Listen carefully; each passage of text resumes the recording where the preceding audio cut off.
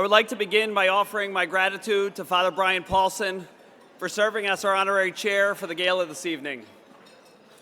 Father Paulson has fervently supported our community at CTK for quite some time. In his past role as provincial of the Midwest Province, he always advocated for our students and missioned great Jesuit priests and regents to work in our school, serve on our board, and help us build a strong, faith-filled community.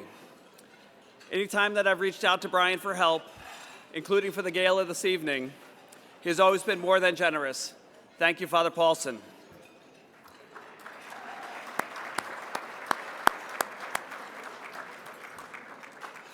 This evening would not be possible without our incredible gala committee. Their vision and hard work make this night into something truly special year after year. You'll find their names in the program book at your tables. I hope you'll join me in thanking them for their generosity and for their leadership. Thank you very much.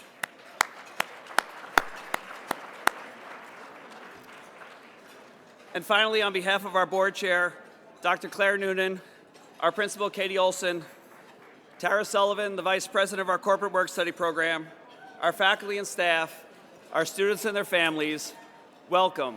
And thank you for joining us at our 18th annual King of Hearts Gala. Your presence here tonight is a powerful affirmation of our mission and of the promise we see in every student we serve. Thank you.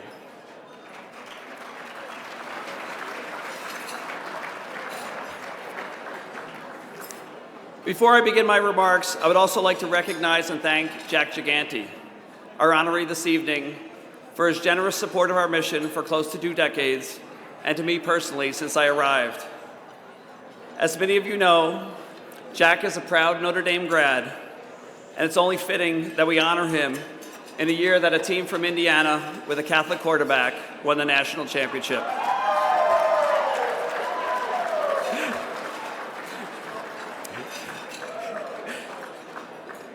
Jack is known for his wise counsel, and he not so subtly reminded me earlier this week that the Notre Dame jokes cost CTK money. I also know that Jack has a big heart and a good sense of humor, so hopefully no damage. Kidding aside, Jack has been a mentor and a friend and is incredibly worthy of this recognition tonight. He truly embodies what it means to be a man for others. Congratulations, Jack.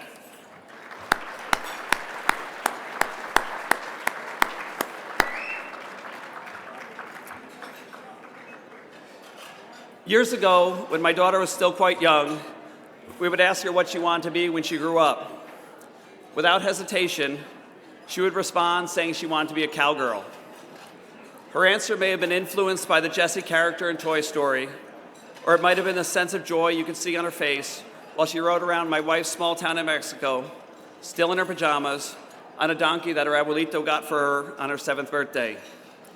There are some days when our dreams do come true. Some of you may have had similar dreams, fanciful ones driven by your imagination, dreams without inhibitions or constraints. As a leader of an apostolic work of the Jesuits, we have an annual meeting with the provincial. It was a couple years back during this conversation that the provincial, Father Carl Kaiser, shared a phrase that has stuck with me. He talked with me about our students at Christ the King, imagining the dream that God has planned for their lives. This thought, this idea, may seem simple, but in many cases, it's layered in complexity. At what age does the dream of becoming a cowgirl dissipate? At what age does the world, our environment, come in to quash the dreams of our childhoods, forcing them to become steeped in the reality of the world in which we live, shaped by what we see each day and who we interact with? In Austin and across the West Side, this often happens much too soon for our young people. In the Austin neighborhood, challenges run much deeper than an unemployment rate that tops 14%. Beyond those numbers, an additional 40% of our neighbors, ages 16 to 64, are almost entirely disconnected from the economy. Young people, out of school and out of work. Discouraged workers who have stopped looking for new jobs, and those that are trapped in the informal economy. Many families struggle with food and housing insecurity as rents continue to rise. And although we have seen a sharp decrease and a reduction in violent crime in recent months, far too many of our families bear the scars of gun violence that impacts our city. Amidst the backdrop presented by these challenges, our students are often told, directly or indirectly, to limit their dreams, to be practical, to be realistic, to aim only as high as what feels safe or what feels familiar. But this is not the dream that God has planned for their lives. God's dream is so much bigger. If we're to help our students understand and realize the dream that God has planned for their lives, it must begin by helping them to ask the right questions. Students should not simply be asking themselves what they want to do as they grow older, but they should be discerning and asking, who am I becoming? How can my gifts serve others? And where is God inviting me to go? At Christ the King, we work hard to create space where those questions can be heard above the cacophony of noise in our world. We know that God is active and present in the lives of each one of our students. God has given them unique talents and gifts that should guide their vocation. Along with the very supportive parent community we have at Christ the King, it is our job to nurture these gifts over the 4 years students spend with us. This work happens every day in very concrete ways in our building at 5088 West Jackson. It happens in our classrooms, where students are pushed academically and encouraged to think critically about the world around them. When Mr. Hauenstein challenges students to master complex geometry equations, or Ms. Hamilton inspires students to work through and interpret difficult texts, they ensure that our students are intellectually competent. It happens through our corporate work study program, where students learn not only professional skills, but confidence. They begin to envision themselves as part of the larger professional fabric of our city, working in the law firms, banks, hospitals, and engineering companies that hire our students and mentor them in our unique corporate work study model. Our students are work experienced. It happens through student participation in our Christian service program. Our young men and women can be found at Our Lady of Sorrows early on Saturday mornings, serving food at their weekly Dignity Breakfast. They can be found at Our Lady of the Angels, helping with food distribution, and at many other sites across the West Side, helping people in need. Through these experiences, compassion and understanding take root, and our students are invited to offer their gifts and talents in the service of others. They are loving, and they are committed to justice. It happens through prayer and reflection and retreats, like the Kairos retreat our seniors participated in this past weekend, where our students are invited to listen and hear God's voice and discern where they are being called. 4 years of theology, school masses, and prayer services, and grade-level retreats ensure that all of our students are afforded the opportunity to deepen their relationship with God. We are a community of faith. For nearly 500 years, Jesuit schools have been educating young people. Today, we articulate the hopes for every Christ the King graduate through what we call our Graduate at Graduation profile. Young men and women who are intellectually competent, work experienced, open to growth, loving, committed to justice, and rooted in faith. At its heart, that profile is about something even more fundamental, helping our students at CTK imagine who God is calling them to become, and giving them the tools, the confidence, and the freedom to pursue that dream, that calling. Martin, who you'll hear from shortly, will be the fourth Dilworth to graduate from CTK.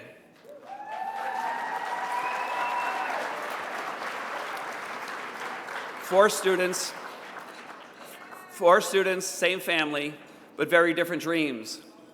The oldest, Michael, is passionate about food and is a chef in Alabama. Monica works in early childhood education. Mitchell just finished up 9 years serving our country as a United States Marine.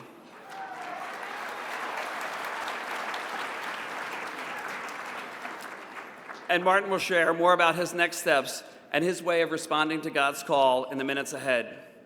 One family, rooted in faith, supported by the community, and encouraged to dream boldly. This is not about producing one outcome or definition of success. And although we remain incredibly proud that all of our seniors will gain acceptance into a 4-year college or university once again this year, it's about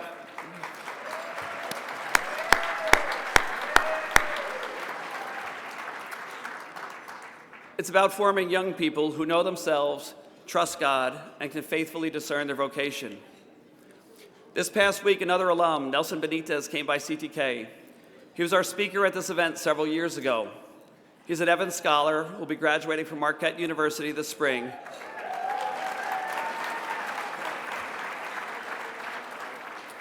With a degree in marketing and communications.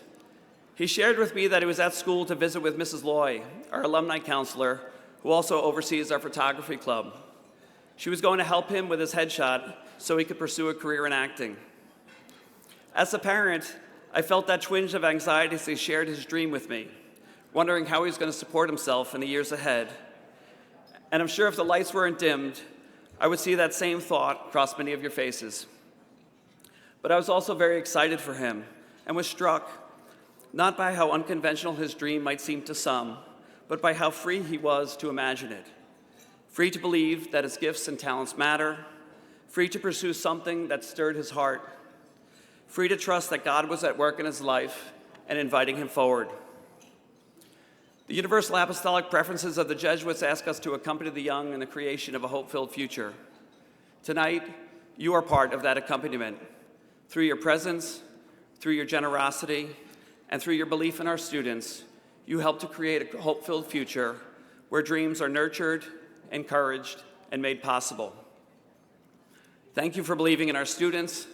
Thank you for your continued belief in our mission at Christ the King.